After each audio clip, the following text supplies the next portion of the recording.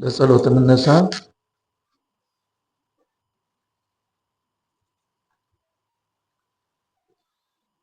በስመ አብ ወወልድ ወመንፈስ ቅዱስ አሐዱ አምላክ በቅድስት ሥላሴ እንዘ አአምን ወእትማጸን ክህደከ ሰይጣን በቅድመ ዛቲ እመ ቅድስት ቤተ ክርስቲያን እንተ ይእቲ ስምዐ ማርያም ጽዮን ለዓለመ ዓለም ነአኩተከ እግዚኦ ወንሴብሐከ ነባርከከ እግዚኦ ነተአመነከ ንገኒ ለከ እግዚኦ ወንትቀነይ ለስምከ ቅዱስ ንሰግር ለከ ኦ ዘለከ ይሰግድ ኩሉ ብርክ ወለከ ይትቀነይ ኩሉ ልሳን አንተ ውእቱ አምላከ አማልክት እግዚኦ አጋዕዝት ወንጉሠ ነገሥት አምላከ አንተ ለኩሉ ዘሥጋው ለኩላ ዘነፍስ ንጽዋከ ከመ መሐረነ ቅዱስ ወልድከ እንዘይብል አንትሙሰ ወበትጼልዩ ከመዝ በሉ።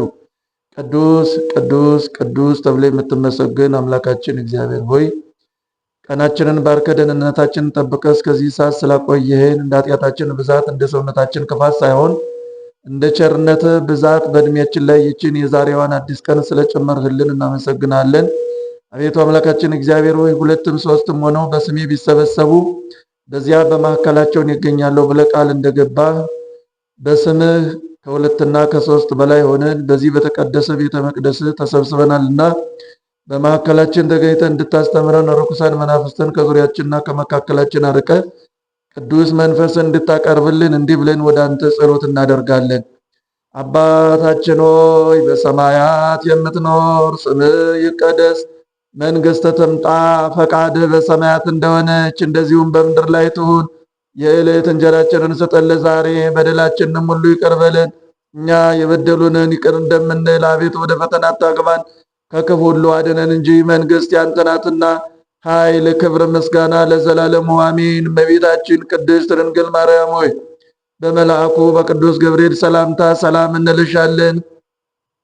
በሐሳብሽ ድንግል ነሽ፣ በሥጋሽም ድንግል ነሽ። አሸናፊ የእግዚአብሔር እናት ሆይ ሰላምታ ላንቺ ይገባል። ከሴቶች ሁሉ ተለይተሽ አንቺ የተባረክሽ ነሽ፣ የማኅፀንሽም ፍሬ የተባረከ ነው። ጸጋን የተመላሽ ድንግል ሆይ ደስ ይበልሽ፣ ልዑል እግዚአብሔር ከአንቺ ጋር ነውና ከተወደደ ልጅሽ ከጌታችን ከመድኃኒታችን ከኢየሱስ ክርስቶስ ዘንድ ይቅርታና ምሕረትን ለምኝልን ኃጢአታችንን ያስተሰርይልን ዘንድ አማልጅን ለዘላለሙ አሜን። ምስጋና ይሁን አንድ አምላክ ለሆነ ለአብ ለወልድ ለመንፈስ ቅዱስ ዛሬም ዘወትርም ለዘላለሙ አሜን። ኦ እግዚእ ኢየሱስ ክርስቶስ ሠራየ ኃጢአት ወደምሳት ያበሳ ስረይ ኃጢአት ወኃጢአተ ኩሉ ሕዝብከ የማይሠራ ኃጢአት እግዚአብሔር ይፍታ። ቃል ሲነገር ልስማ አምላኮ ይባርከን፣ ወንጌል ሲነገር ልስማ ጌታ ሆይ ይባርከን። ልቤን ክፈተው ልቤን ክፈተው ልቤን ክፈተው ልቤን ክፈተው የልድያን ልብ እንደከፈትከው ልቤን ክፈተው ልቤን ክፈተው ልቤን ክፈተው ልቤን ክፈተው የልድያን ልብ እንደከፈተው ቃል ሲነገር ልስማ አምላኮ ይባርከን፣ ወንጌል ሲሰበክ ልስማ ጌታ ሆይ ይባርከን። ልቤን ክፈተው ልቤን ክፈተው ልቤን ክፈተው ልቤን ክፈተው የልድያን ልብ እንደከፈትከው ልቤን ክፈተው ልቤን ክፈተው ልቤን ክፈተው የልድያን ልብ እንደከፈትከው ቃል ሲነገር ልስማ አምላኮ ይባርከነ ወንጌል ሲሰበክ ልስማ። ጌታ ሆይ ይባርከነ ልቤን ክፈተው ልቤን ክፈተው ልቤን ክፈተው ልቤን ክፈተው የልድያን ልብ እንደከፈትከው ልቤን ክፈተው ልቤን ክፈተው ልቤን ክፈተው ልቤን ክፈተው የልድያን ልብ እንደከፈትከው። ስለ መዝሙሩ አባታችን እግዚአብሔር የተመሰገነ ይሁን። ሃይማኖትከ አህየወከ ሃይማኖትህ አድኖሃል። ወንጌለ ማርቆስ ምዕራፍ 10 ቁጥር 52። ይህን የተናገረው የሁላችን ጌታ የሁላችን ፈጣሪ የሁላችን አምላክ የሁላችን አዳኝ ኢየሱስ ክርስቶስ ነው።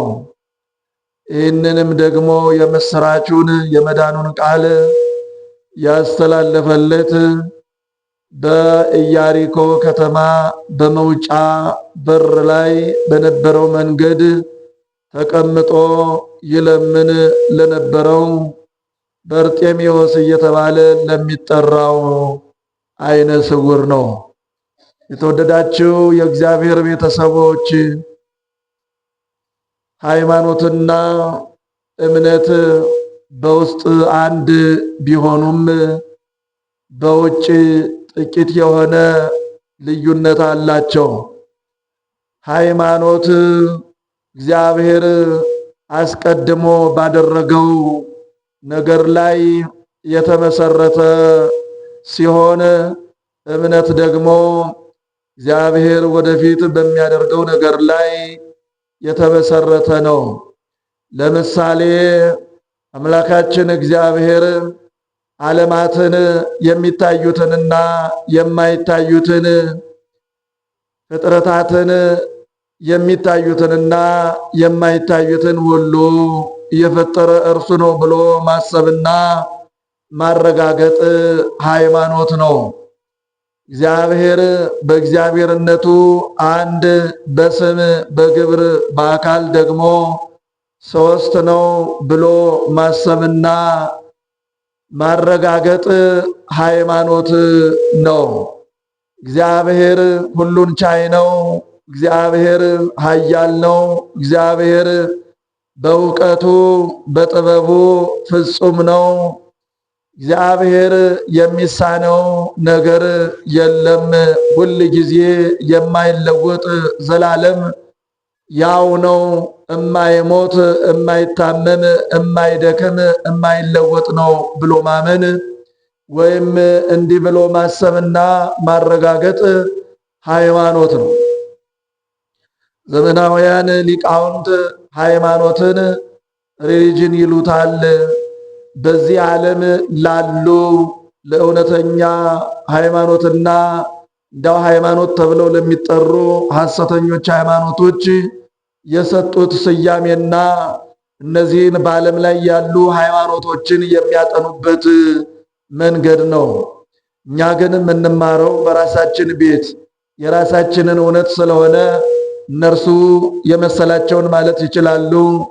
በእኛ ግን ሃይማኖት እግዚአብሔር አስቀድሞ ባደረገው ነገር ላይ የተመሰረተ ነው። እግዚአብሔር በቅድምና ዓለምን እና ጊዜን ከመፍጠሩ አስቀድሞ ያለ ቦታና ያለ ጊዜ ሲኖር ይኖር ነበረ ብሎ ማሰብና ማረጋገጥ ሃይማኖት ነው። እግዚአብሔር የዘላለም አምላክ ነው። ለእርሱ ጊዜ ቦታ አስፈላጊው አይደለም። ያለ ጊዜና ያለ ቦታ ሲኖር የኖረ የዘላለም አባት የዘላለም አምላክ የዘላለም እግዚአብሔር ነው ብሎ ማረጋገጥና ማሰብ ሃይማኖት ነው።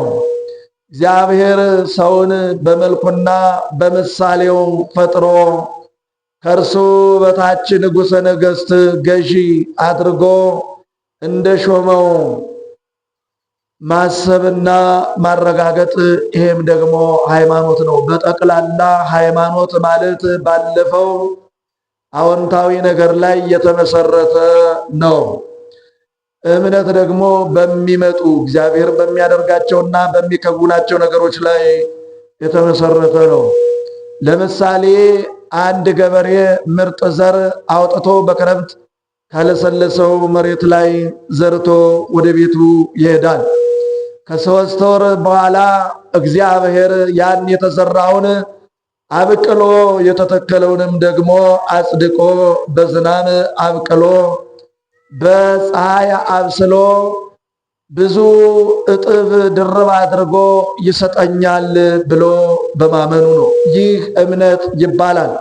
ልክ እንደዚሁ እኛም ኃጢአት በደል ከሰራን በኋላ ወደ አምላካችን ወደ እግዚአብሔር ቤት መጥተን ኃጢአታችንን በደላችንን አቁመን እሱን ተጸይፈን ኃጢአታችንን በደላችንን በፊቱ ዘርዝረን እየተናገርን ከእግዚአብሔር ይቅርታ እንለምናለን። ደግሞም የንስሐ አባታችን ቀኖና ሰጥተውን እግዚአብሔር ይፍታ ካሉን እግዚአብሔር ይቅር እንዳለን በምሕረቱ እንደታረቀን እናረጋግጣለን። ይህ ሃይማኖት ሳይሆን እምነት ይባላል። መጽሐፍ ቅዱስ ሃይማኖትን እምነት እምነትንም ሃይማኖት እያለ ሊጽፍ ይችላል። እንግዲህ የውስጥ አንድነት ቢኖራቸውም ሃይማኖትና እምነት ትንሽ የውጭ ልዩነት ይኖራቸዋል። የውስጥ አንድነታቸው በእግዚአብሔር ላይ የሆኑ መሆናቸው በእውነተኛ አማኞች ልብ የተመሰረቱ ለሰው ልጅ የዘላለም ሕይወትና ድኅነት የሚረቡና የሚጠቅሙ መሆናቸው ነው።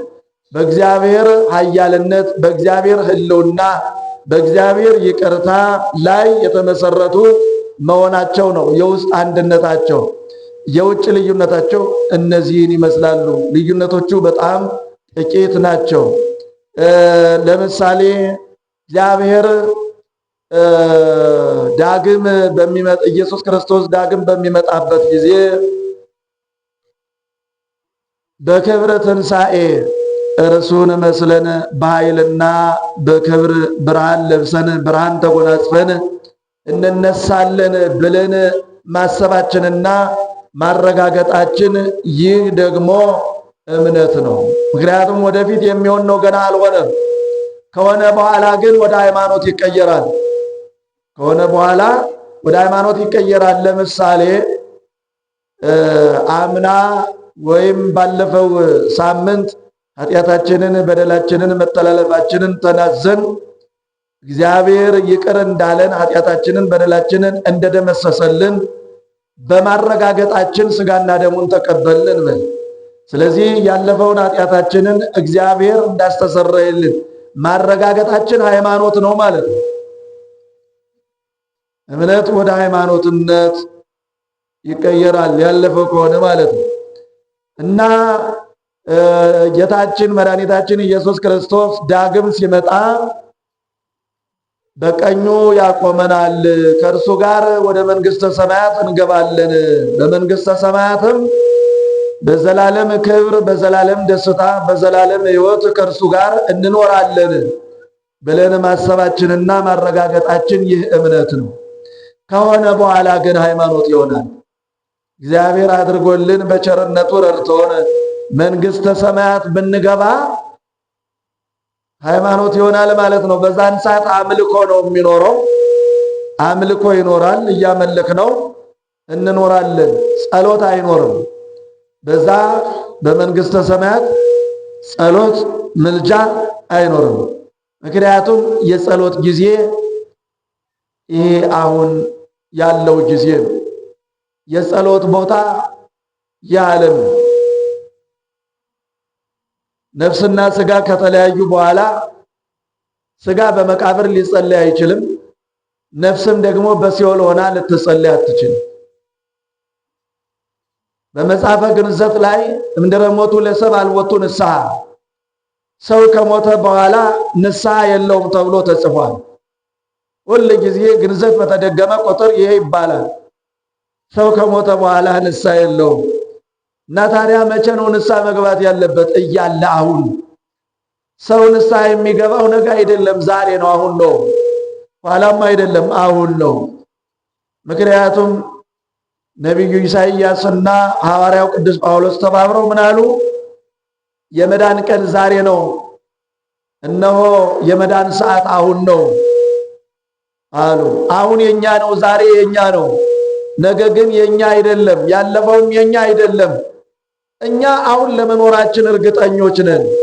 ስለዚህ ከእግዚአብሔር ጋር የምንታረቅበት አሁን ነው እና በዚያ በዘላለም በመንግስተ ሰማያት ጸሎት የለም፣ አምልኮ ነው ያለው። አምልኮ ደግሞ ቅዱስ ቅዱስ ቅዱስ እግዚአብሔር ጸባኦት ፍጹም ምሉ ሰማያተ ወምድረ ቅዱሳተ ስብሐቲከ በትንቢተ ኢሳይያስ ምዕራፍ 6 ላይ ያለው ዝማሬ መላእክት፣ ዝማሬ ሱራፌል፣ ዝማሬ ኪሩቤል ይባላል። የኪሩቤል አምልኮ የመላእክት አምልኮ ነው እና ጸሎት ያጡትን ለማግኘት ነው። የኃጢአት ይቅርታ ለማግኘት ነው። በመንግስተ ሰማያት ግን እግዚአብሔር ረድቶን በቸርነቱ ብንገባ ደግሞም እንገባለን። እግዚአብሔር መሐሪ አምላክ ነው። እኛ ሰው አላረድን። እኛ የሰው ዕድል አንቀማ። እኛ አንሰርቅ። እኛ ጉቦ አንቀበል። እንደ እግዚአብሔር ፈቃድ የምንኖር ከሆነ ሰይጣንን እየተቃወምን የእግዚአብሔርን ፈቃድ እያደረገን ለእግዚአብሔር እየታዘዝን በንስሐ ሕይወት ሥጋና ደሙን እየተቀበልን ሰውን እየወደድን እግዚአብሔርን እየወደድን የምንኖር ከሆነ ታዲያ የት እንገባለን? እግዚአብሔር መንግስተ ሰማያትን በጋ ያውርበት እነማንን ሊያስገባበት ነው? በቸርነቱ እናምናለን፣ በይቅርታው እናምናለን፣ በአባትነቱ እናምናለን። እኛን ለዘላለም መንግስቱ እንደሚያበቃን። ለዚህም ነው ሥጋውን የቆረሰው ደሙንም ያፈሰሰው። መስቀሉ የቆመው ለዚህ ነው። የተዘጋውን የመንግስተ ሰማያትን በር ለመክፈት ነው ደሙ የፈሰሰው። መስቀሉ የቆመው ያን ሁሉ መከራ የተቀበለው ሥጋውን የቆረሰው እንጂ እኔ ለመንግስተ ሰማያት መበቃ ሰው አይደለሁም ብለን ወደ ኋላ እንድንሸሽ አይደለም። ሐዋርያው ቅዱስ ጳውሎስ እኛ በእውነተኛ ሃይማኖት ጸንተው ከሚኖሩት ነን እንጂ ወደ ኋላ ለጥፋት ከሚያፈገፍጉት ወገን አይደለንም ማለት ምን አለ? መንግስተ ሰማያት እንገባለን ብለን ካላረጋገጠን እምነታችን ከንቱ ሊሆን ነው። የክብረ ትንሣኤ እንነሳለን እሱን መስለን በኃይል ብርሃን ለብሰን ብርሃን ተጎናጽፈን እንነሳለን ብለን እናምናለን። በስህተት እንኳን ብንወድቅ ከስህተታችን ጋር ተስማምተን አንኖርም። ምክንያቱም እግዚአብሔር ንጹሕ ባህሪ ቅዱስ አምላክ ስለሆነ በርኩሰታችን ከኛ ጋር ተስማምቶ ሊኖር አይችልም። የእግዚአብሔር ቅድስናና የኛ ርኩሰት አብረው ሊኖሩ አይችልም። ይህንን እናውቃለን። አሁን እንግዲህ እግዚአብሔር በባህሪው ንጹሕ ነው፣ እግዚአብሔር በባህሪው ቅዱስ ነው ብሎ ማሰብና ማረጋገጥ ሃይማኖት ነው። እግዚአብሔርንና ባህሪያቱን መረዳት ማወቅ ሃይማኖት ነው። ምስጢረ ሥላሴም ሃይማኖት ነው። ምስጢረ ሥላሴ ሃይማኖት ነው እና የጸሎት ጊዜያችን አሁን ነው። የንስሐ ጊዜያችን አሁን ነው። ከእግዚአብሔር ጋር የመታረቂያ ጊዜያችን አሁን ነው። በእምነት የመጠቀሚያ ጊዜያችን አሁን ነው። በእምነት የመዳኛ ጊዜያችን አሁን ነው። በእምነት ኃጢአታችንን፣ በደላችንን፣ ስህተታችንን የምናስተሰርይበት ጊዜ፣ ቀኖና የምንወስድበት ጊዜ አሁን ነው። የምንመጸውትበት ጊዜ አሁን ነው። ለእግዚአብሔር የምንታዘዝበት ጊዜ አሁን ነው። አሁን ካለፈ ነገ ሊሆን አይችልም። መድኃኒታችን ኢየሱስ ክርስቶስ ኢትበሉ ለጌሰመ ለነገ አትጨነቁ አለ። ኃጢአታችሁን ለነገ አታሳድሩ ማለት ነው። ነገ ለራሱ ክፋቱ ይበቃዋል። ነገ የሚሰራ ሌላ ኃጢአት አለ። ስለዚህ እኛ ኃጢአትን አናጠራቅም። ኃጢአትን ማጠራቀም ጥሩ አይደለም። ዛሬውኑ አሁኑኑ ተናዘን ከእግዚአብሔር ጋር መታረቅ ይቅርታን ማግኘት ነው ያለብን እንጂ ነገ ለመኖራችን እርግጠኞች አይደለንም። ዛሬ ግን እርግጠኞች ነን ለመኖራችን እና ታሪኩ እንደዚህ ነው። መድኃኒታችን ኢየሱስ ክርስቶስ ደቀ መዛሙርቱንና ይከተሉት የነበሩትን ብዙ ሕዝብ አስከትሎ ወደ ኢየሩሳሌም ለመውጣት በኢያሪኮ ከተማ መሃል ባለው መንገድ ላይ እየመጣ ነበር።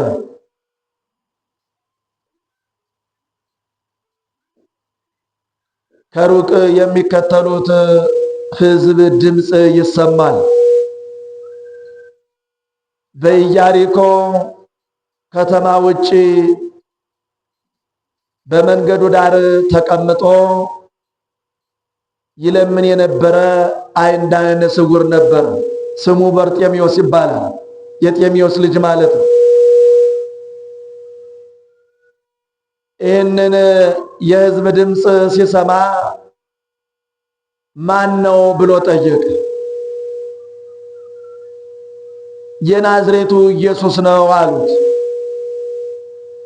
ስለ ናዝሬቱ ኢየሱስ አስቀድሞ በመንገድ ዳር ተቀምጦ ሲለምን ከሰዎች የሰማው ዜና ነበር። የናዝሬቱ ኢየሱስ ሙታንን እንደሚያነሳ፣ ዓይነ ስውሮችን እንደሚያበራ፣ ጎባጣዎችን እንደሚያቀና፣ ለአንካሶች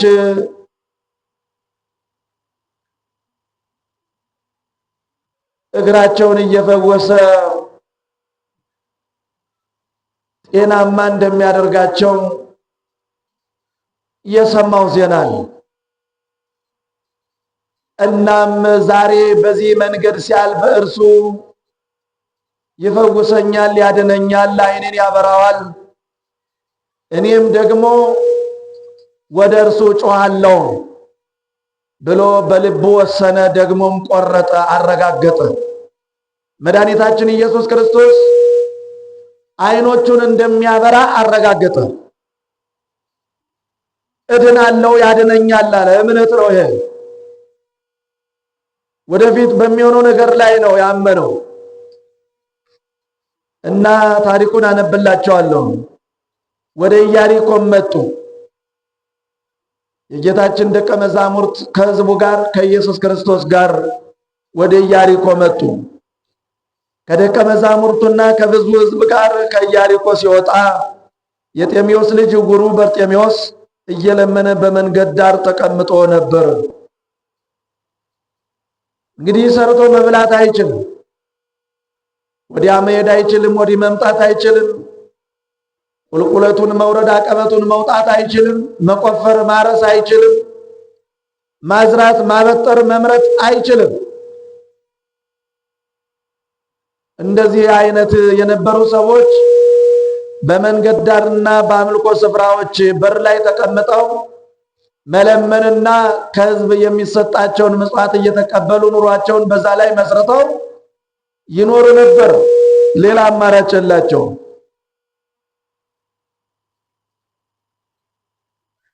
እንደ ዛሬውም ዓለም አልሰለጠነችም። ለዓይነ ስውራን የሚሆን ዕውቀትና ትምህርት ክህሎት መስጠት አልነበረም። ዛሬ ማየት የተሳናቸው ያነባሉ፣ ይናገራሉ፣ ይጽፋሉ፣ ማስተማር ይችላሉ፣ የራሳቸውን ኑሮ መምራት ይችላሉ። አቅም የሌላቸው ደግሞ እንደ ቀድሞ በመንገድ ላይ ቁጭ ብለው መለመን ነው የሚችሉት። እና ማን ነው? የአጃቢዎችን ድምፅ ሰማለሁ። የሮም ቄሳር ወደ ኢየሩሳሌም እየመጣ ነውን? አይደለም። ሄሮድስ ነውን? አይደለም። ጲላጦስ ነውን? አይደለም። እንግዲህ ማን ነው? የናዝሬቱ ኢየሱስ ነው አሉት። የናዝሬቱ ኢየሱስ የዳዊት ልጅ እንደሆነ ያውቃል። ይህ ሰው ውጫዊ አይኖቹ ቢታወሩ ውስጣዊ አይኖቹ የበሩለት ናቸው። በጌታችን በኢየሱስ ክርስቶስ እንዴት ማመን እንዳለበት፣ እርሱን ማን ብሎ እንዴት መለመን እንዳለበት ያውቃል። 3 ዓመት አልተማረም፣ 3 ወር አልተማረም፣ 3 ሳምንት አልተማረም። ጌታችን ኢየሱስ ክርስቶስን ለመከተል እድሉ አልገጠመውም፣ ምክንያቱም አይነ ስውር ነው። ነገር ግን በስሚ ስሚ ከሩቅ ስለ ጌታችን ስለ ኢየሱስ ክርስቶስ የመጣለት ዜና ጠቀመው። ያ የሰማው እውነተኛ ዜና ወደ እምነት አደገለት። እምነቱም ወደፊት እርሱን ወደ ማዳን ይለወጣል። ምንድነው የምትሰሙት? አለ ጌታችን ኢየሱስ ክርስቶስ። ምን እንደምትሰሙ ተጠንቀቁ አለ። ጆሮቻችን ዛሬ ምን ይሰማሉ? የሚያስፈሩ፣ የሚያስደነግጡ፣ የሚያናድዱ፣ የሚያበግኑ ዜናዎችን ወይስ ደግሞ የእግዚአብሔር ምሕረቱ የሚገለጽበትን የዘላለም ሕይወት የምናገኝበትን እውነተኛ ቃሉን? የምንሰማው ነገር እኛን ለመግደልም ሆነ ለማዳን ወሳኝነት አለው። ሰዎች እንደሚናገሩት ጥሩ ለመናገር ጥሩ መጻሕፍትን ማንበብ ይላሉ። ጥሩ ነገር ወደ ውስጣችን ካስገባን ጥሩ ነገር ወደ ውጭ ወደ ዓለም እናወጣለን። መልካም ነገር እውነትን ከሰማን እውነትን እንናገራለን፣ ለዓለምም እውነትን እንተነፍሳለን። የምንሰማው ነገር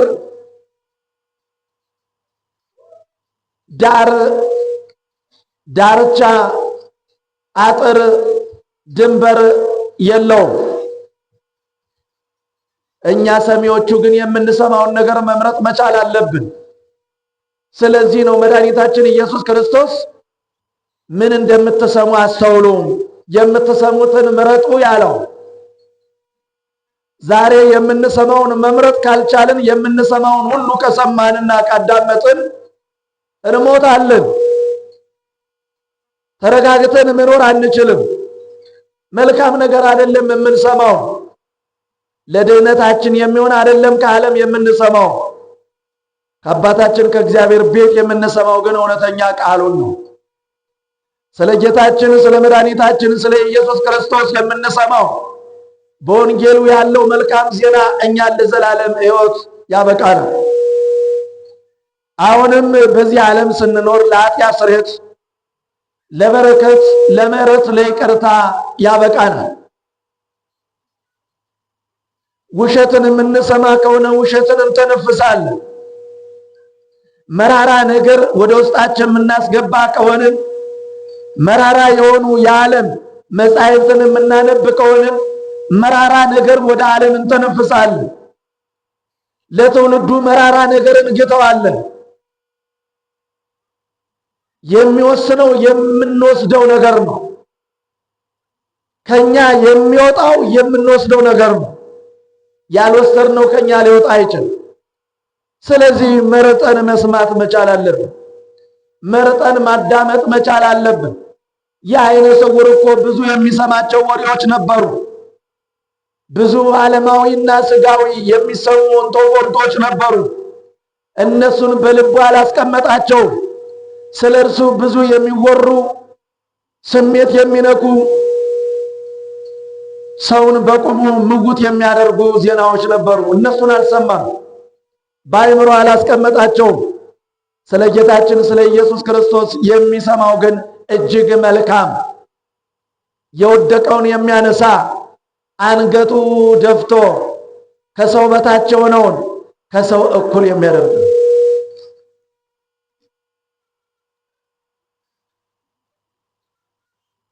የምንሰማው የእግዚአብሔር ቃል እናምነዋለን። እምነታችንን ከሰው እኩል ያደርገናል።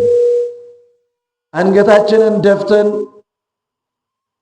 አባት እንደሌላቸው ሀገር እንደሌላቸው ሆነን የአምላካችን የእግዚአብሔርን ቃል ስንሰማ አባታችን እግዚአብሔር እንደሆነ የዘላለም መንግስት መንግስተ ሰማያት ሀገራችን እንደሆነች ስናስብ ለካኛ ባላባት ባላገሮች ከቅዱሳን ጋር የአባታችን የእግዚአብሔርን መንግስት ለመካፈል ስልጣንና መብት የተሰጠን መሆናችንን እናረጋግጣለን። አንገታችንን ደፍተን የነበረን ቀና እንላለን። ቀና ብለን እንጸልያለን። እጆቻችንን ወደ አምላካችን ወደ እግዚአብሔር እንዘረጋለን። በእንባ ወደ እርሱ ጸሎት እናደርጋለን። እርሱም በሰማያት ከፍ ከፍ ያደርገናል፣ በምድርም ደግሞ ባለው ኑሯችን ይባርከናል። ምክንያቱም እኛ የቃል ኪዳኑ ልጆች ነን፣ የአብርሃም ልጆች ነን። እግዚአብሔር ለአባታችን ለአብርሃም የምድር አሕዛብ በእርሱ ልጅ እንደሚባረኩ ቃል ገብቶለታል። የአብርሃም ልጅ የእግዚአብሔር ልጅ ኢየሱስ ክርስቶስ ነው። በእርሱ የምናምን እኛ እግዚአብሔር ለአብርሃም የገባውን ቃል ኪዳን ይፈጽምልናል። በምድር የተባረክን በሰማይም ተባርከን እንኖራለን። እኛ ከየት እንደመጣን የማናቅ አይደለንም። የመጣነው ከእግዚአብሔር ነው። የምንኖረውም ከእግዚአብሔር ጋር ነው። የምንሄደውም ወደ እግዚአብሔር ነው። እኛ ድራሸ ቢሶች አይደለንም። እኛ አድራሻችን በላይ በሰማያት በእግዚአብሔር ቀኝ በማያልፈው በእግዚአብሔር መንግስት ውስጥ ነው። የመጣነው ከእግዚአብሔር ነው። የምንሄደው ወደ እግዚአብሔር ነው። አሁንም እየኖርን ያለነው ከእርሱ ጋር። እንዲህ የምንለው እውነተኛውን የእግዚአብሔርን ቃል በቤተ ክርስቲያን የሰማን እንደሆን ነው።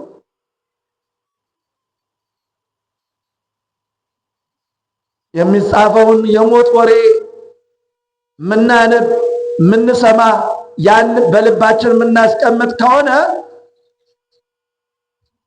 የሲኦልና የገሃነም መንገደኞች ሆነን እንቀራለን እና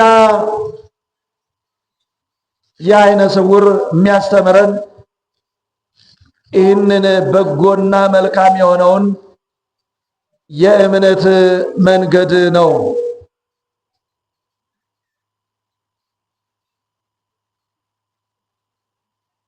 የዳዊት ልጅ ሆይ የዳዊት ልጅ ኢየሱስ ሆይ ማረኝ እያለ ይጮህ ጀመረ። ብዙ ሰዎች አልፋሉ። ከነዚህ ብዙ ሰዎች ብዙ ሳንቲም ብዙ ገንዘብ አገኛለሁ ብሎ አላለምም፣ አላሰበም። አሁን ጊዜው የኔ ነው አለ። ዛሬ ቀኑ የኔ ነው። ያ ሌሎችን እንደሚያድን የሰማሁለት ኢየሱስ ክርስቶስ እኔን ፈልጎ ወደ እኔ መጣ። እኔ ባለውበት በዚህ በኩል የሚያልፈው እኔን ለማዳን ነው። አሁን ጊዜው የኔ ነው አለ። በዚህ ዓለም እየኖርን ነን እና አሁን ጊዜው የኛ ነው። ዛሬ ቀኑ የኛ ነው። አሁን ከእግዚአብሔር ጋር የምንታረቅበት የዘላለም ሕይወትን የምንቀበልበት ዛሬ ከእግዚአብሔር ጋር የምንታረቅበት እንደ ፈቃዱ እየኖርን የዘላለም ሕይወትን የምንወርስበት ቀናችን። ነገ የኛ ቀን አይደለም። በነገ አትመኩ እና የዳዊት ልጅ ኢየሱስ ሆይ ማረኝ እያለ ጮኸ። ማረኝ የሚል ሰው ኃጢአተኛ ነው። ይህ ሰው በስጋ መታመሙን ብቻ አይደለም የሚያምነው፣ በመንፈስም በኃጢአት በሽተኛ እንደሆነ ያምናል። እንደዛ ነው እንደ እግዚአብሔር ፈቃድ የሆነ ጸሎት። እግዚአብሔርን ማረኝ ብለን ልንጸልይ ይገባል። በቤተ መቅደስ መድኃኒታችን ኢየሱስ ክርስቶስ በምሳሌ እንዳስተማረው ሁለት ሰዎች ለጸሎት ወደ ቤተ መቅደስ ሄዱ። አንደኛው ፈሪሳዊ ነው፣ ሁለተኛው ቀራጭ ነው። ፈሪሳዊው እንዲህ ይል ነበረ፣ በሳምንት 2 ጊዜ እጾማለሁ፣ አስራት በኩራትም አወጣለሁ አለ። ቀራጭ ወደ ቤተ መቅደስ ይቀድመው ነበረ። ያንን ቀራጭ ፊት ለፊቱ ስላየ ናቀውና ጌታ ሆይ እንደዚህ ቀራጭ ኃጢአተኛ ስላላደረከኝ አመሰግናለሁ አለ። ያ ቀራጭ ደግሞ አለ ወደ ሰማይ እንኳን ቀና ብሎ መመልከት አልደፈረም። ወደ መሬት አቀርቅሮ ደረቱን እየደቃ አቤቱ ጌታ ሆይ እኔን ኃጢአተኛውን ማረኝ እያለ ይጮህ ነበር አለ። ከነዚህ ከሁለቱ ቀራጩ ጸድቆ ወደ ቤቱ ተመለሰ። አሁን የተነገረው መልካም ስራ መስራት፣ መመጽወት፣ እንግዳ መቀበል፣ ለተራበ ማብላት፣ ለተጠማ ማጠጣት፣ የተረዘን የታሰረን ሄዶ መጠየቅ፣ የታመመን እግዚአብሔር ያጽና እግዚአብሔር ይማረ ማለት በተክላላ ለሰው ልጆች በጎ ስራ መስራት አያስፈልግም ለማለት አይደለም። ጌታ የተናገረበት አውድና ዋና ሐሳቡ አይደለም። ራሳቸውን ከፍ ከፍ የሚያደርጉ ሰዎች እንዴት ነው በእግዚአብሔር ፊት የሚጸልዩት? ደግሞስ ራሳቸውን ዝቅ ዝቅ የሚያደርጉ ሰዎች እንዴት ነው በፊቱ የሚጸልዩት? ይህንን ለማሳየት ራሱን ከፍ የሚያደርገው ፈሪሳዊው ማረኝ ሲሉ ሰማችሁ። ማረኝ አላለም። ምንድነው ያለው? በሳምንት 2 እጾማለሁ፣ አስራት በኩራት አወጣለሁ፣ እንደዚህ ኃጢአተኛ ስላላደረከኝ አመሰግናለሁ። ጻድቅ ነኝ፣ ምን የሚቀረኝ አለ? ያኛው ደግሞ በእግዚአብሔር ቤት እንዴት መጸለይ እንዳለበት ያውቃልና እኔን ኃጢአተኛውን ማረኝ። ወደ ሰማይ እንኳን ቀና ብሎ ማየት አልደበረም ይላል። እኔን ኃጢአተኛውን ማረኝ፣ መሬት መሬት እያየ ደረቱን እየደቃ እኔን ኃጢአተኛውን ማረኝ አለ። ይህ አይነ ስውርም ማረኝ ነው። የዳዊት ልጅ ኢየሱስ ሆይ ማረኝ ነው ያለው። ማረኝ። እንግዲህ በስጋ ብቻ አይደለም የታመመው፣ በመንፈስም በኃጢአቱ ታሟል። ሁለቱንም የሚያድነው እርሱ እንደሆነ አረጋግጧል። እና ጌታችን ኢየሱስ ክርስቶስ ብዙ ሕዝብ ይከተሉት ነበሩ። የገባቸው ብቻ አልነበሩም ይከተሉት የነበሩ፣ ያልገባቸው ለምን መከተል እንዳለባቸው የማያውቁ በስጋ ጠግበው ለመኖር የሚፈልጉ ሁሉ ይመኙት ይከተሉት ነበር። በስጋ ጠግበው ለመዋል ጠግበው ለማደር እንጂ የዘላለም ሕይወትን ለማግኘት የኃጢአት ይቅርታን ለማግኘት ፈልገው ሳይሆን ድሆች ስለሆኑ ምንም ስለሌላቸው ጦም አዳሪዎች ስለሆኑ እርሱ እንደ ሙሴ መና ከሰማይ እያወረደ ውሃ እያፈለቀ እንዲመግባቸው ፈልገው የመጡ ነበሩ። እሱን አጥፉት፣ በእግሮት እርገጡትና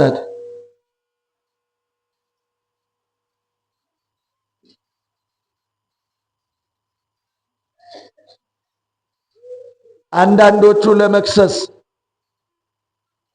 የሚያስተምረውን እንዲህ አለ እንዲህ ብሎ ተናገረ ሳይሳደብ ተሳደበ ብሎ ለመክሰስ ካፉ የሚወጣውን ቃል አምኖ ለመጠቀም ሳይሆን ለመክሰስ የሚከተሉት ነበሩ። የተወሰኑት ደግሞ መልኩን ለማየት የሚከተሉት ነበሩ። በተለያየ መንገድ 120 ቤተሰብ ያው አምነው ይከተሉት ነበሩ። የቆዩ የበሰሉ ያደጉ ይሄዳሉ። ሌሎቹ ግን እንዲሁ ዝም ብለው ይከተሉታል። መንገዱ ተጣበበ። እና ይህ ሰው የዳዊት ልጅ ኢየሱስ ሆይ ማረኝ ብሎ ሲጮህ ገሰጹት ይላል። አይገባም ማለታቸው ነው።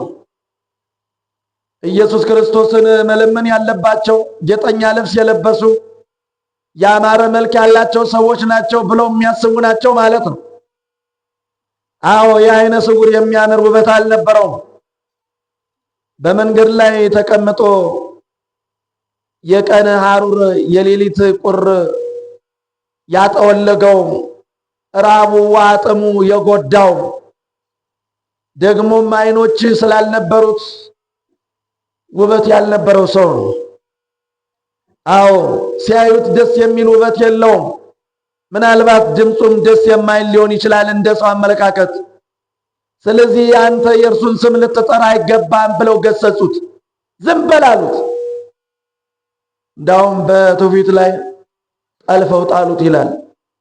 በጥፊ መቱት ይላል። እሱን በጥፊ ለመምታት እንዴት እንዳልተጸየፉ አላቅም። አዎ ለማየት ይጸየፉታል፣ በጥፊ ለመምታት ግን ጨከኑበት። ጠልፈው ጣሉት። ዝም በል አሉት። እሱ ግን እዛ ወደቀበት ላይ ሆኖ የዳዊት ልጅ ማረኝ ብሎ ከፊቱ ይልቅ አብልቶ ጮኸ ይላል። ዛሬም የእግዚአብሔርን ስም በጸሎት ስንጠራ የሚተቹን አሉ። ጸሎታችንን ለማቋረጥ መሰናክል የሚፈጥሩ አሉ። እነዚህ ከእግዚአብሔር አይደሉም።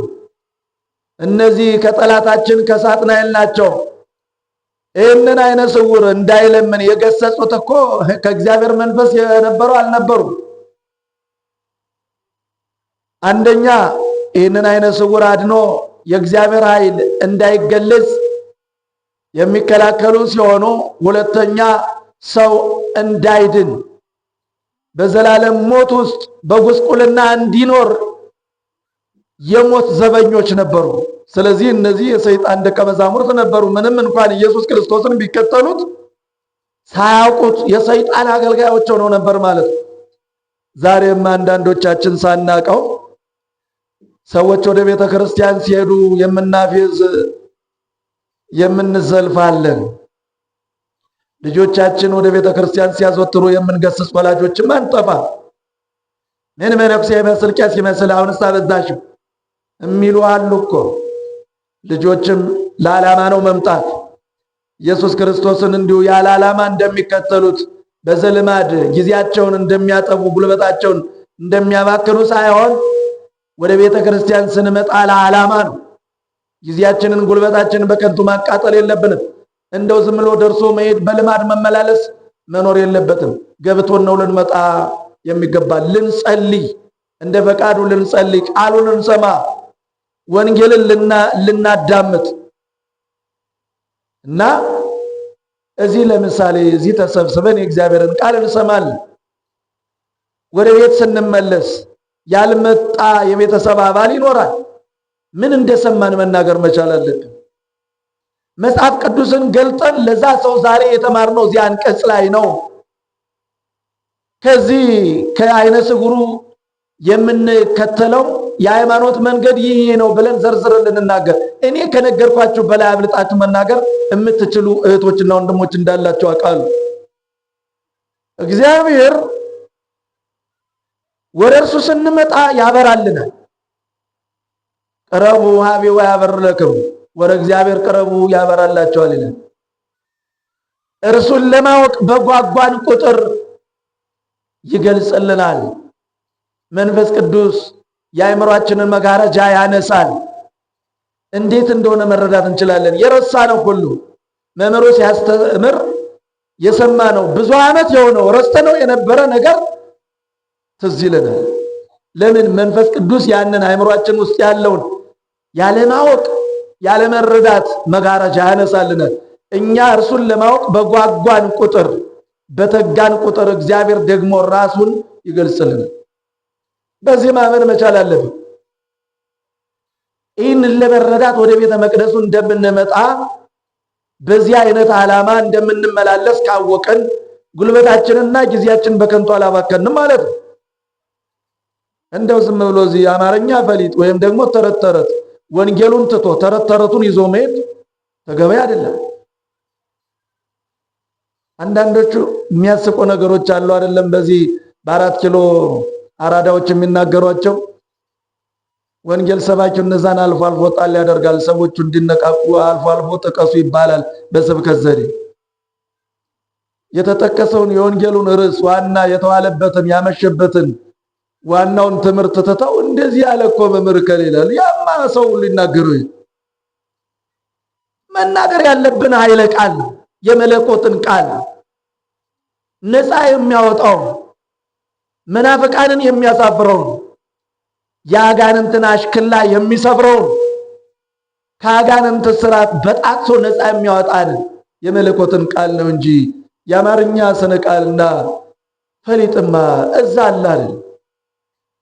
በመንደር ውስጥ እኮ የሚወራው እኮ ለሱ እኮ የወንጌል መምህር አያስፈልገው። ራሳችን እየኖርንበት አይደል እንዴ? እና ያ ነው በቃ። እንደው ዛሬ ምን ተማራቸው እስኪ ርዕሱን ሲባሉ አይ ርዕሱንስ ረስቸዋለሁ ምን እንደተባለ ያቺ የምታስቀዋን ብቻ እሷን ይዘው የሚሄዱ አሉ።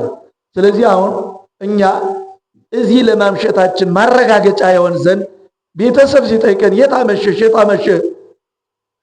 ሲል ቤተሰቡ ሰብሰብ አድርገን ዛሬ እንደዚህ ስንማር አመሸን፣ በተቻለ መጠን እንደዚህ ስንማር አመሸን። ከዚህ የመጽሐፍ ቅዱስ ኃይለ ቃል እዚህ ጥቅስ ላይ ምዕራፍ ቁጥር እዚህ ላይ ብሎ መናገር መጀመር አለብን። ያለበለዚያ በመናፍቃን እንወሰዳለን። እና እንዲጮህ እንዳይለምን ይቅርታ በጌታችን በኢየሱስ ክርስቶስ ስም እንዳይለምን ገሰጹት፣ ጠልፈው ጣሉት። እርሱ ግን ወደቀበት ቦታ ሆኖ አብዝቶ ጮኸ። ከዛሳ ብዙዎችም ዝም እንዲል ገሰጹት። እርሱ ግን የዳዊት ልጅ ሆይ ማረኝ እያለ አብዝቶ ጮኸ። ኢየሱስም ቆመና ጥሩት አለ። ተጋደለ፣ ከመሰናክሉ ጋር ተጋፈጠ። ዝም በል አሉት። ዝም አልልም አለ። ለእነርሱ መልስ በመስጠት ጉልበቱንና ጊዜውን አላባከነም። የዳዊት ልጅ ሆይ ማረኝ እያለ ከቀደመው ይልቅ ድምፁን ከፍ አድርጎ በእንባ መጮህ ጀመረ። ምክንያቱም ዛሬ የኔ ቀኑ ነው። ዛሬ ቀኑ የኔ ነው። ዛሬ ኢየሱስ ክርስቶስ ወደዚህ የመጣው እኔን ለማዳን ነው። የዛሬን እድል ማሳለፍ የለብኝም ብሎ ቆርጧል። ያ ስለ ጌታችን ስለ ኢየሱስ ክርስቶስ የሰማው ዜና እምነት ሆኖለታል። እምነቱ ደግሞ እርሱን ወደ ማዳን ይለወጣል። እንደዛ ዕለት ዕለት በቤቱ የምንሰማው እውነተኛ የሃይማኖታችን ትምህርት ወደ እምነት ነው የሚለወጠው። እምነት ደግሞ እኛን ወደ ማዳን ነው፣ ወደ መጉዳት አይለወጥም።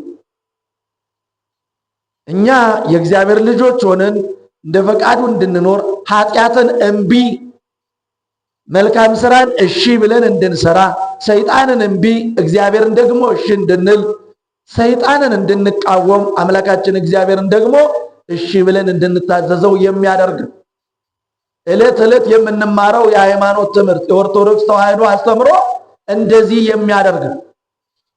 ይህንን እንዳንሰማ የሚከላከል ግን ሌላ መልእክት አለው። እኛ በእመቤቴ ስም ወደ እግዚአብሔር ጸሎት ስናደርስ፣ እመቤቴን ስንለምን፣ እግዚአብሔርን ስንለምን አላበዛውም መነኩሴ መሆን ነው መነኩሲት መሆንሽ ነው ብለው የሚናገሩትን መስማት የለብን።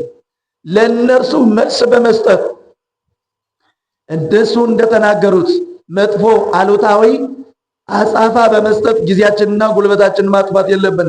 ዝም ብለን ሰምተን እንዳልሰማን አይተን እንዳላየን ሆነን ወደ እግዚአብሔር መጮህ ነው የሚያስፈልገን ማለት ነው። ጠልፈው ጥለውታል። አልተሳደበም፣ እየየ ብሎ አላለቀሰም።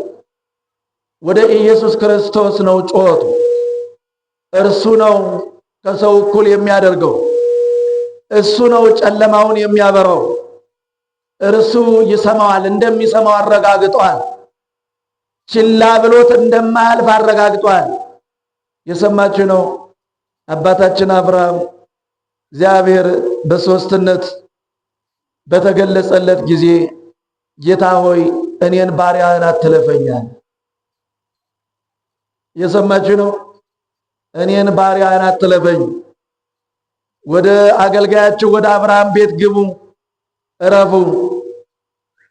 በፊትስ ባለሟልነትን አግኝቼ እንደሆኑ ወደ ባሪያ ወደ አብርሃም ቤት ግባ አለው። እግዚአብሔርን በአንድነት በሶስትነት በእንግድነት አስተናገድን።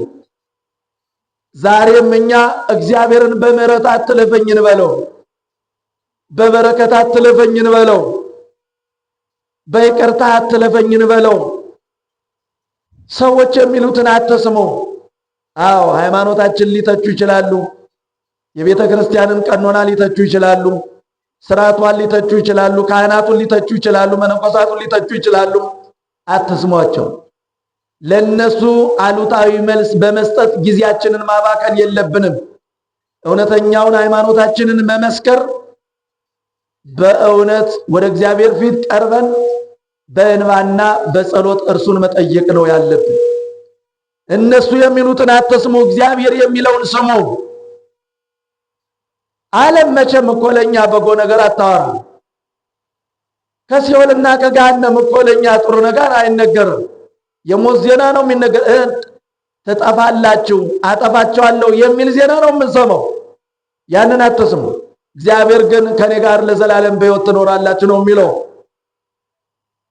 ስለዚህ በጸሎት በተጋነ ጊዜ እንደዚህ ሰው የሚገስጸን መሰናክል የሚሆንብን በጌታችን በኢየሱስ ክርስቶስና በእኛ መሃል ጣልቃ ገብቶ የጨለማ መጋረጃ የሚሆን አካል አይጠፋም። ጊዜያችንን ማጥፋት የለብንም። ልመናችንን፣ ጩኸታችንን፣ ምህላችንን መቀጠል ይኖርብናል። ይህ በርጤሜዎስ የሚነግረን ይህንን ብቻ ነው። ተስፋ አለመቁረጥ። ብዙ ሰዎች እኮ ናቸው። ብዙ ሰዎች መሃል ነው የወደቀው። ጌታችን ኢየሱስ ክርስቶስ በሰው ጫካ ተከቧል። ከዛ ሁሉ ሰው መሃል የኔን ድምፅ ይሰማል ብሎ ቆርጧል። ዛሬስ የመድኃኒታችን የኢየሱስ ክርስቶስ ትኩረት ወደ ማን ይመስላችኋል? ወደምንለምነው ወደ እርሱ ነው፣ ወደ እያንዳንዳችን ነው። የምሕረት ዓይኑ የሚመለከተው ወደ እኛ ነው። ሌላ ስራ የለውም። ስራው በእኛ ላይ ነው። ይህን ነው ማመን ያለብን እና ኢየሱስ ክርስቶስ ቆመ ይላል። የዚህ ሰው እምነት አቆመው። የዚህ ሰው ጩኸት ልመናው አቆመው፣ እንባው አቆመው። አልፎት ሊሄድ አይደለም ወደዚህ የመጣው፣ እኛን ለማዳን ነው ወደዚህ ዓለም የመጣው። በሞትና በሕማም በመከራ ውስጥ ያለን እኛን ትቶን ለማለፍ አይደለም። እኛ እርሱን በስሙ ስንለምነው ደስታው ነው። አድነን ስንለው ደስታው ነው። ማረን ስንለው ደስታው ነው። ችላ ስንለው ነው የማይወደው። ዝም ስንለው ነው ደስ የማይለው። ሁል ጊዜ በጸሎት መትጋታችን ያስደስተዋል። መሰናክሉን ሁሉ አልፈን ጠልፈው የጣሉንን ሁሉ ትተን ወደ እርሱ በጸሎት ስንተጋ ወደ ቤቱ ስንመላለስ ደስ ይለዋል። ጆሮቹ የእኛን ልመና ለመስማት የተከፈቱ ናቸው። የምሕረት እጆቹ ለእኛ ምሕረትና በረከት ይዘዋል። በእጆቹ የሞላውን በረከትና ምሕረት የምንወስድ እኛ ነን፣ ሌላ አይደለም። በጸሎት የተጉ ከመሰናክል አልፈው የመጡ መሰናክሉ ወደኋላ ያልሳባቸው የዓለም እንቶፎንቶ የዓለም ስድብና ሸሙጥ መከራውና ፈተናው ወደኋላ ያላስቀራቸው በጸሎት በፊቱ የሚተጉ ሰዎች ነው ምሕረትን ከእጁ ይቀበላሉ፣ ማዳንን ከሱ ይወስዳሉ። እና ቆመ። መቆም ብቻ አይደለም፣ ጥሩት አለ። እነዛ ቅድም ጠልፈው የጣሉትና የገሰጹት ደነገጡ። የመድኃኒታችን የኢየሱስ ክርስቶስ ፊት ወደ በርጤሜዎስ ሲሆን የሁሉም ፊት ወደ እርሱ ዞረ። ሰው ሁሉ ወደዚህ ዓይነ ስውር ዞረ ፊቱ። የእግዚአብሔርን ፈቃድ ነው። ሲያድነው ማየት አለበት አለ። ዓይኖች ሁሉ ይህንን ዓይን ያልነበረውን ዓይነ ስውሩን ዓይኖቹን ሲያበራለት ማየት አለበት።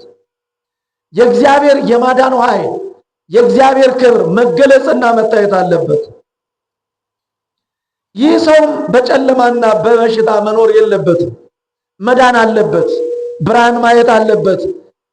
በጌታችን በኢየሱስ ክርስቶስ የማዳን ኃይል ከሰው ጋር እኩል መሆን መቻል አለበት።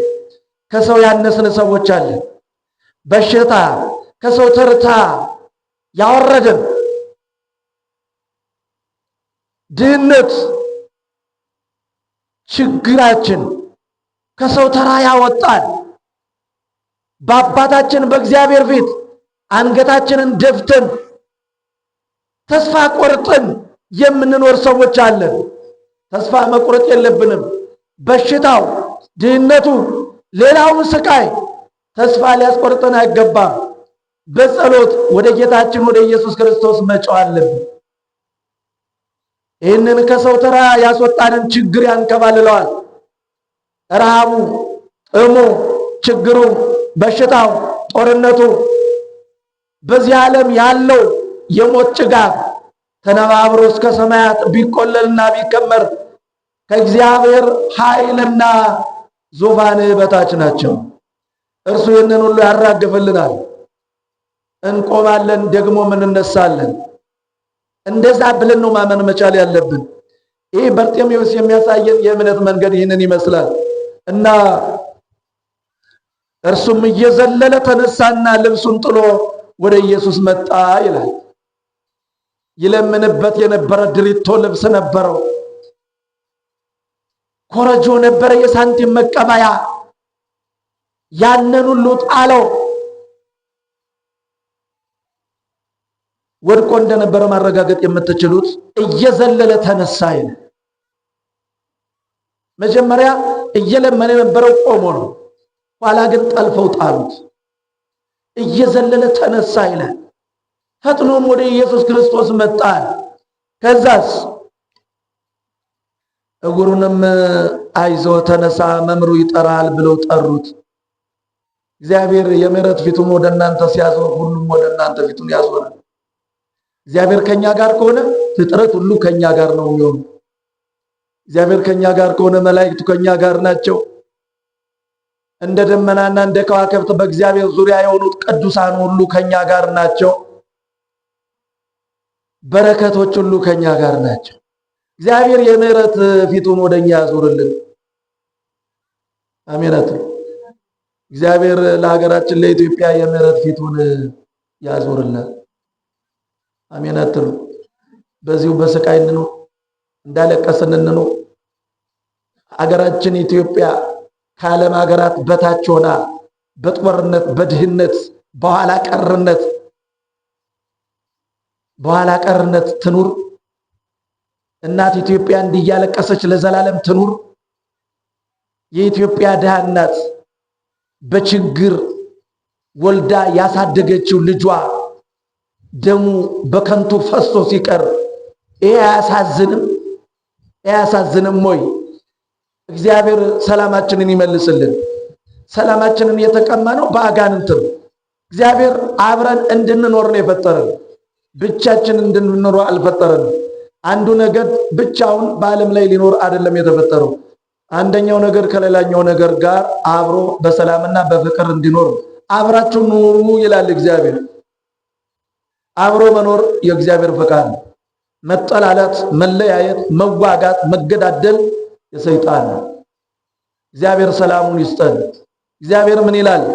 አነ ዘር ሰላመ ወወይኑ ይውብ አስካለ ወምድርኒ ታወፅ ብዙ ፍሬ። እኔ ሰላምን እዘራለሁ አለ።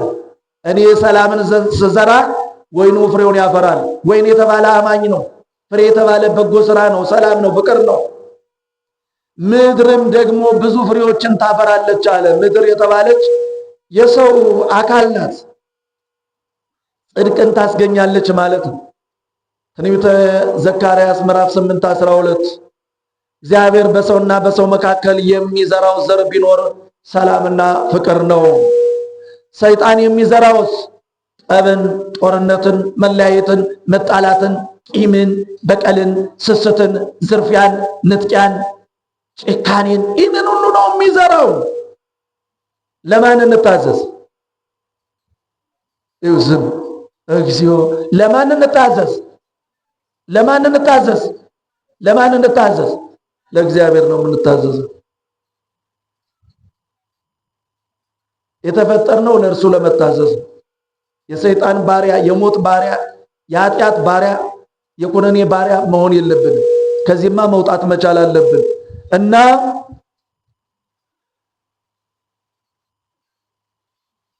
ወደ ጌታችን ወደ ኢየሱስ ክርስቶስ መጣ።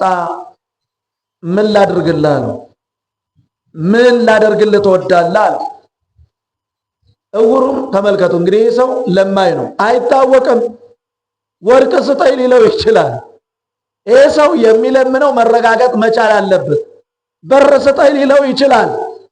ኢየሱስ ክርስቶስ ይህ ሰው ከመፈጠሩ አስቀድሞ የዚህን ሰው ሁኔታ የሚያውቅ ቢሆንም በሰፊው ጉባኤ መካከል ይህ ሰው የሚለምነው እንደ እግዚአብሔር ፈቃድ እንደሆነ መገለጥ አለበት። ምን ላደርግልህ ትወዳለህ አለው። ጌታ ሆይ አይ ዘንድ ነው። ብር አይደለም የለመነው፣ አይ ዘንድ ነው። እውርን የሚያበራ ማን ነው? አምላክ ነዋ። ወርቅ የሚሰጥ ማን ነው? ሰው ነው። ይህ ከመሬት ያለው ሰው የሰራውን ሰው ይሰጣል። እግዚአብሔር ግን የራሱን ማዳን ይሰጣል። አይ ዘንድ ነው አለው። ከዛስ ምን አለው? እወዳለሁ፣ እምነት አድኖሃል። እንግዲህ ተመልከቱ፣ ገና ከሩቅ የሕዝቡን ድምፅ ሲሰማ የብዙዎችን ዓይን እንዳበራ የሰማውለት ኢየሱስ ክርስቶስ በእኔ በኩል መጣ፣ ዛሬማ ዓይኖችን ያበራልኛል ብሎ እርግጠኛ ሆኖ ነበረ። ኢየሱስ ክርስቶስም የመጣው እሱን ለማዳን። ያቺ ቀን የዚህ የበርጤሜዎስ ቀን ነበረች። ያቺ ሰዓት የበርጤሜዎስ ሰዓት ነበረች። እየሰማችሁ ነው? ዛሬ እኛ በዚህ ዓለም ነው ያለነው። ይሄ ደግሞ አሁን እየተባለ ይጠራል። አሁን እግዚአብሔር እኛን ለማዳን የወሰነው ጊዜ ነው። ዛሬ እኛን ለማዳን የወሰናት ቀን ናት። የማዳናችንን አሁን የመዳናችንን ጊዜ እንዲሁ ዝም ብለን ማሳለፍ የለብንም። ወስብሐት ለእግዚአብሔር። እና መጨረሻ ላይ ይቅርታ፣ መጨረሻውን አላልኩትም። ኢየሱስም ሄደ፣ እምነት አድኖሃል አለው። ወዲያውም አየ፣ በመንገድም ተከተለው። ያዳነውን አምላክ ኢየሱስ ክርስቶስን ምን አለው? ተከተለው። እሱ ግን ሂድ ነበር ያለው። ኧረ አልሄደም። እንዴት ይኬዳል? ካዳነን ወደ ማን እንሄዳለን? ጴጥሮስ እኮ አለ ሥጋዬን ካልበላችሁ ደሜንም ካልጠጣችሁ የዘላለም ሕይወት የላችሁም አላቸው። ኧረ የሚያስጨንቅ ንግግር ነው ይህ ነገር። እንዴት ሰው የሰውን ሥጋ ሊበላ ይችላል? ብለው በጣም ብዙዎቹ ተበተኑ ይላል። ከዛ ሐዋርያትን አያቸው። እናንተም ልትሄዱ ትወዳላችሁን አላቸው። እኛማ ወደ ማን እንሄዳለን? ለአንተ የሕይወት ቃል አለ አሉት። የሕይወት ቃል ካለው፣ የማዳን ቃል ካለው፣ በቃሉ ከሚያድነው፣ በቃሉ ለዘላለም ሕያው ከሚያደርገው ከኢየሱስ ክርስቶስ ወዴት እንሄዳለን? ሌላ መሄጃ አለን? አማራጭ አለን? ከቤቱ ከቤተ ክርስቲያን ወደ ሌላ ቤት እንሄዳለን? አንሄድም። ቤቱ የእውነት አምድ፣ የዚህ ቤት መሰረት ኢየሱስ ክርስቶስ፣ ጣራውም ኢየሱስ ክርስቶስ ነው። ጣሪያውም መሰረቱም ኢየሱስ ክርስቶስ ከሆነ ከእውነት ቤት የሚወጡ በጣም የዋሆች አሉ። ከጊዜ በኋላ ውሸት ቤት እንደገቡ ተፍቀው ቆዳቸው ካለቀ በኋላ ይገባቸዋል። ቤታቸውን ሸጠው በሐሰት የእግዚአብሔር ሰው ነቢይ ለተባለ ሰው ሰጥተው ትዳራቸው ፈርሶ ተበትኖ ሀብታቸው አልቆ ኋላ ለካ ያ ውሸተኛ ስጋዊ እንደሆነ ሲገባቸው ወይኔ ራቁቴን ቀረው ብለው ይነቃሉ። እኛ ግን ከመበላታችን በፊት በአምላካችን በአባታችን በእግዚአብሔር ቤት ምን እንበል? እንንቃ። በዙሪያችን የሚነገሩ ውሸቶች እንጂ እውነቶች አይደሉም። እውነት እየነገረን ያለ አምላካችን እግዚአብሔር በዚህ በቤቱ ነው እና ኦርቶዶክስን ሐሰተኛ ናት፣ የልማት ጠንቅ ናት ያለማል። ሩዋንዳ ፖል ካጋሜ 4000 የውሸት ቤት ነው የዘጋው። ህዝቡን በዘበዙት ጎረምሶቹ። ህዝቡን ራቁቱን አስቀሩት ሐሰተኞች። ጨነቀው። ሀገሪቱ በውር ድንብር ወደ ጨለማ ልትገባ ሆነ። 4000 የውሸት ቤቶችን ሽርክም አድርጎ ዘጋ። እኛ ሀገርም ወደፊት ይሆናል። ደንቆሮ የሰማለት ያብዳል። ወንጌል ኢትዮጵያ ኦርቶዶክስ ተዋሕዶ ቤተክርስቲያን ውስጥ አይሰበክም። ኢየሱስ ክርስቶስ መጀመሪያ የመጣው እኮ ኢትዮጵያ ነው። በግብጽ በኩል አድርጎ ኢትዮጵያ ነው በሕፃንነቱ የገባው። የኢትዮጵያ ቤተክርስቲያን ኢየሱስ ክርስቶስን እኮ የተቀበለችው በማቴዎስ ወንጌላዊ ነው። ዓለም፣ አውሮፓ፣ እስያ በወንጌል ከመጥለቅለቁ አስቀድሞ ገና ጠዋት ነው የኢትዮጵያ ኦርቶዶክስ ተዋሕዶ ቤተክርስቲያን ኢየሱስ ክርስቶስን ያመነችው እና ለዚህች ቤተክርስቲያን ኢየሱስን ተቀበይ ማለት ልጅ ለእናት ምጥ ማስተማር አይሆንም ወይ? እናት ብለው ይጠራሉ፣ ምዕመናንን ይቀስጣሉ። ይኸውላችሁ በዙሪያቸው ጩኸቶች ይኖራሉ፣ የውሸት ጩኸቶች። ኢየሱስ ኢየሱስ የሚሉ ሰዎች ልሰሙ ትችላላችሁ። በዘፈን የሚከብርና በዘፈን የሚገለጥ ኢየሱስ ሐሰተኛው ኢየሱስ በውሸተኛ ድራማ በማስመሰል በክራንች መጥቶ በዊልቸር መጥቶ ሳይታመም ኋላ ዳንኩ ብሎ የሚዘል ውሸት፣ የውሸት ፈውስ በሚታይበት ቤት የሚከብር በኢየሱስ ስም የሚጠራው ሰይጣን እንጂ እውነተኛው ኢየሱስ አይደለም። ወንጌሉ ሰማያዊ መሆኑ ቀርቶ ምድራዊ የሥጋ ማዕከል የሆነለት ሐሰተኛው ኢየሱስ እንጂ እውነተኛው ኢየሱስ አይደለም።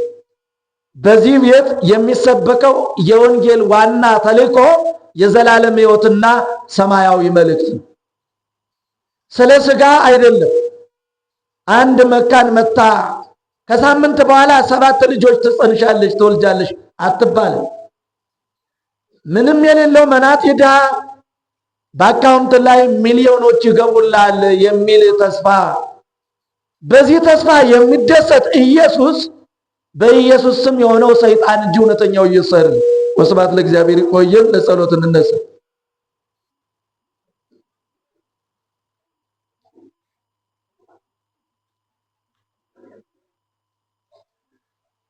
ሰላማ ወወልዱ መንፈስ ቅዱስ ወፍቅር አለ እግዝእትነ ቅድስት ድንግል ማርያም ሞገሰ መስቀል ወሀብተ ረድኤቱ ኢይራቅ ወትረምኔ ወምነ ኩልክሙ እስከ ለዓለም እግዚኦ መሐረነ ክርስቶስ እግዚኦ መሐረነ ክርስቶስ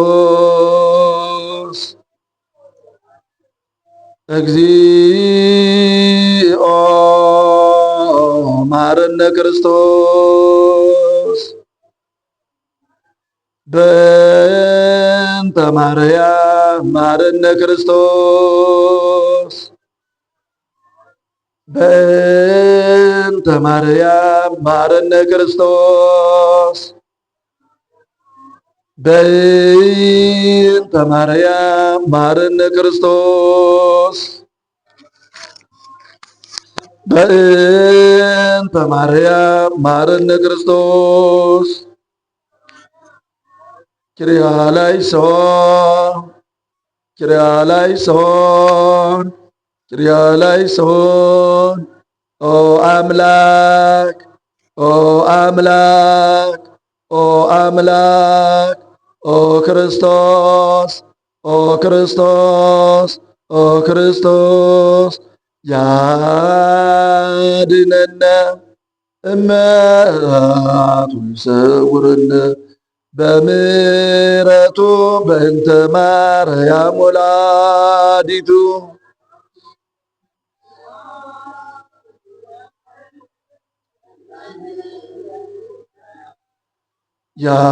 ያድነነ እመቱ ይሰውርነ በምሕረቱ በእንተ ማርያም ወላዲቱ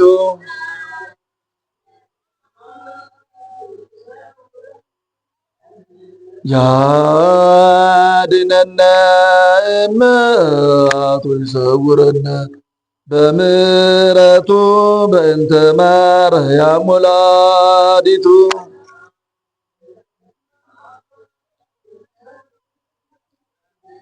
ስማነ አምላክነ ወመድኃኒነ ስማነ አምላክነ ወመድኃኒነ ስማነ አምላክነ ወመድኃኒነ እግዚኦ መሐረነ ክርስቶስ። አቤቱ አምላካችን እግዚአብሔር ሆይ ይህንን ጨለማ አስወግደህ የነገውን አዲስ ብርሃን አምጣልን። መዋዕለ ጾሙን አስፈጽመህ ለብርሃነ ልደተ በሰላም አድርሰን፣ እኛንም በሃይማኖት አጽናን። አባታችን ሆይ በሰማያት የምትኖር፣ ስምህ ይቀደስ፣ መንግሥትህ ትምጣ፣ ፈቃድህ በሰማያት እንደሆነች እንደዚሁም በምድር ላይ ትሁን። የዕለት እንጀራችንን ስጠን ዛሬ፣ በደላችንንም ሁሉ ይቅር በለን እኛ የበደሉንን ይቅር እንደምንል። አቤቱ ወደ ፈተና አታግባን፣ ከክፉ ሁሉ አድነን እንጂ መንግሥት ያንተ ናትና፣ ኃይል፣ ክብር፣ ምስጋና ለዘላለሙ አሜን። እመቤታችን ቅድስት ድንግል ማርያም ሆይ በመልአኩ በቅዱስ ገብርኤል ሰላምታ ሰላም እንልሻለን። በሐሳብሽ ድንግል ነሽ፣ በሥጋሽም ድንግል ነሽ። አሸናፊ እግዚአብሔር እናት ሆይ ሰላምታ ላንቺ ይገባል። ከሴቶች ሁሉ ተለይተሽ አንቺ የተባረክሽ ነሽ፣ የማኅፀንሽም ፍሬ የተባረከ ነው። ጸጋን የተመላሽ ድንግል ሆይ ደስ ይበልሽ፣ ሉል እግዚአብሔር ከአንቺ ጋር ነውና ከተወደደ ልጅሽ ከጌታችን ከመድኃኒታችን ከኢየሱስ ክርስቶስ ዘንድ ይቅርታና ምሕረትን ለምኝልን ኃጢአታችንን ያስተሰርይልን ዘንድ አማልጅን ለዘላለሙ አሜን። ምስጋና ይሁን አንድ አምላክ ለሆነ ለአብ ለወልድ ለመንፈስ ቅዱስ ዛሬም ዘወትርም ለዘላለሙ። ኩኑ ፍትዋነ ወንጹሐነ በአፉ ለመንፈስ ቅዱስ ይረስየኒ ወረሲክሙ ከመ ንኩን ድልዋነ ለመንግሥተ ሰማያት። እግዚኦ መሐረነ ክርስቶስ ከማሁ በእንተ እግዝእትነ ማርያም መሐረነ ክርስቶስ በእንተ እግዝእትነ ማርያም መሐረነ ክርስቶስ ጊዜ ኢየሱስ ክርስቶስ ሠራየ ኃጢአት ወደምሳሴ አበሳ ሥራ ኃጢአት ወኃጢአተ ኩሉ ሕዝብ ከማይሠራ ኃጢአት እግዚአብሔር ይፍታ። በሰላም እደሩ።